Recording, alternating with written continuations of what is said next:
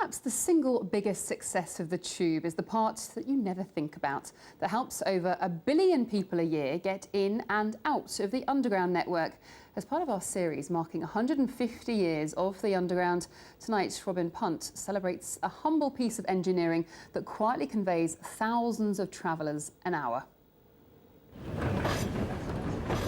At London's busiest station, Waterloo, the silvery steps which carry 82 million passengers a year at this station alone. Escalators, according to the man in charge of escalators, yes, he does exist, there he is, are the unsung heroes of the Underground. Would London Underground be possible without these humble silver steps? I think London Underground would be possible, but I think the deep tube lines like the Jubilee, like the Piccadilly, Central Line and Victoria, we wouldn't be able to get people down comfortably and get people back up comfortably. It's a long way up if you think you've got 2 or 3 sets of escalators. That's nearly 200 steps you'd have to walk up. An escalator is a very much more enjoyable prospect. In the 1880s, as the tube got deeper, engineers put in lift shafts, just take a look down there, or staircases, not ideal for moving large numbers quickly and safely. So in 1906 at Holloway Road, a man called Jesse Reno installed this, the world's first spiral escalator to fit into a curved lift shaft. You can see the wood and metal belt that carry passengers just under my feet. At least it would have done if it hadn't been closed after just 1 day.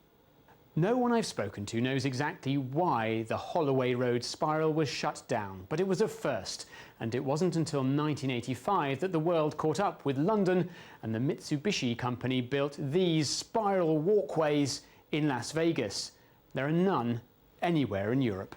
People have tried it since 1906, and we have cracked it in 1985. But still in the UK, you sell mainly overseas, your spiral walkways, escalators. We haven't done it here. Do you really want someone to step up in the UK and buy one? Oh, yes. Come on, the challenge is there. Yes, of course, yes. Just get in contact if you want one. Harrods had the first escalators in Britain. Not these, but this, built in 1898.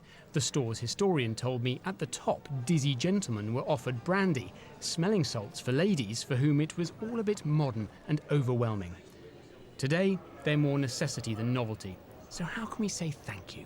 Do you think if everyone gave the escalator a little pat on the handrail as they made their way up to the street, they'd go that bit better, they'd get a sense of being rewarded? Well, they can think about giving a pat, okay, but I think if they just under their breath said thank you as they got to the top, that would be fine for me. Robin Punt, BBC London News. It's amazing what you learn. Right, let's get a check on the weather now.